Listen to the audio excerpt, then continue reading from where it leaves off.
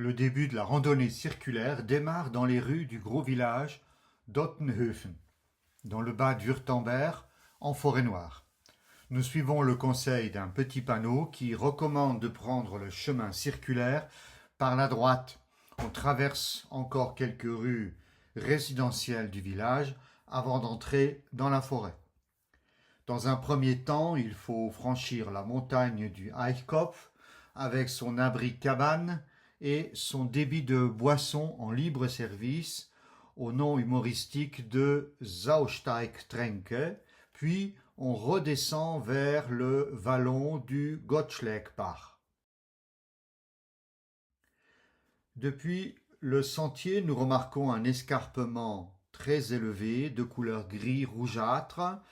Les géologues parlent de deux types de porphyres différents dans ce secteur de la Forêt-Noire. Le porphyre de la carrière Bonert, qu'on longe pendant la marche pour aller à la cascade de Edelfrauengrab, appartient au second groupe. Le gisement de porphyre quartzeux, exploité dans la carrière d'Edelfrauengrab, s'est formé il y a environ 290 millions d'années au cours du Permien. Le clapotis de l'eau nous introduit dans la deuxième partie du circuit. On suit d'abord le ruisseau, puis on commence à monter un sentier qui est bien aménagé et sécurisé depuis la première chute d'eau jusqu'à la partie supérieure. Pour ceux qui comprennent l'allemand, une légende liée à ces cascades est racontée sur un panneau. Elle serait trop long à raconter ici.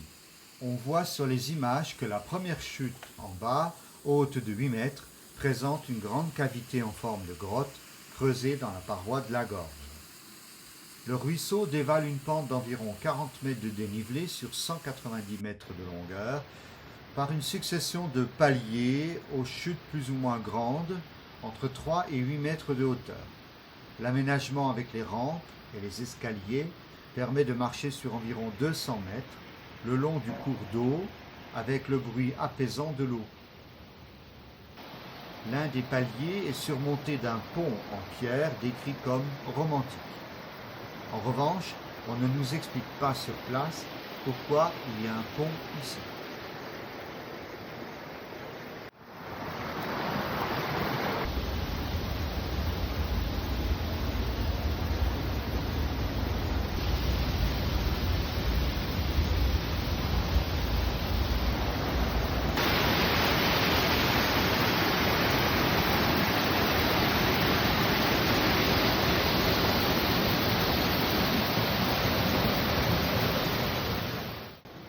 La végétation apporte un arrière-plan d'un vert éclatant grâce aux mousses, aux fougères et aux plantes aquatiques.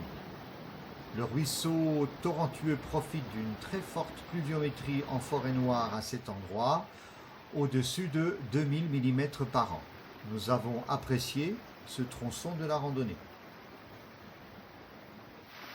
Après une ascension modérée le long du ruisseau jusqu'au Eichhalt, avec une cabane libre-service pour des boissons essentiellement alcoolisées, où il suffit de mettre la pièce dans une boîte, on parvient à un avant-goût de l'arête de Karlsruhe avec le Herrenschrofen, un rocher avec joli panorama.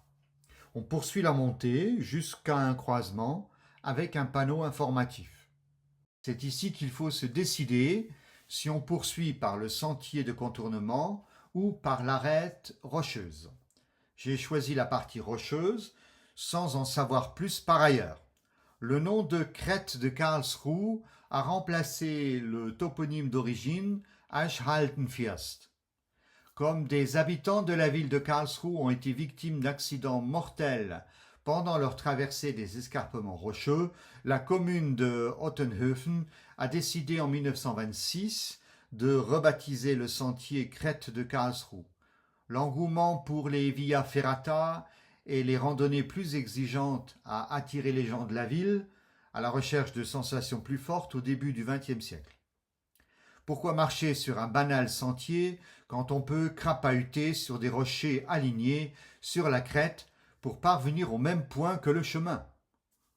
Ce ne sont néanmoins pas des rochers d'escalade au sens strict, éventuellement pour un peu de varap en amateur.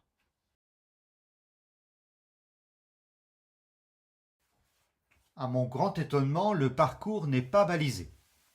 De même, ne vous attendez à aucune corde, aucun câble pour vous tenir. Du coup, comme je cherchais stupidement le chemin, je me suis égaré 2 fois en m'éloignant des rochers et en descendant la pente entre les arbres, croyant deviner un sentier. Il me fallait remonter vers les rochers et improviser un chemin par au-dessus ou le long des rochers. Je n'ai pas apprécié cette démarche de ne pas baliser et de laisser les gens faire selon leur bon vouloir sans avoir la connaissance du terrain. Je me comporterais autrement si je refaisais le sentier maintenant que j'ai fait cette expérience. Il faut prévenir les randonneurs, selon moi, au départ du sentier rocheux avec un panneau qu'on ne peut rater. Après la Warrap, on continue vers le Bosensteiner Eck, un lieu de rencontre avec cabane refuge, de nombreux bancs et beaucoup de panneaux informatifs sur tout le parc national de Forêt-Noire. La lecture est instructive, mais il faut comprendre l'allemand. Il n'y a pas de traduction en langue étrangère. Le sentier est agréable, panoramique. Contrairement à ce qui est indiqué sur le flyer et les panneaux sur place, le parcours du sentier circulaire a été modifié. On ne va plus au rocher panoramique du Brenteschrofen si on tourne à gauche comme nous. Mais l'ancien balisage est toujours présent pour ceux qui veulent marcher autrement. La descente est en zigzag vers un vallon très charmant, celui du Flautsbach. Les prairies de pente sont très bien entretenues, cela sent bon le foin. Un banc surmonté d'un toit permet de faire une pause ou un goûter. Là encore, il y a une petite cabane avec des boissons, surtout de l'eau de vie, qui s'appelle Getränkebrunnen Bromberg.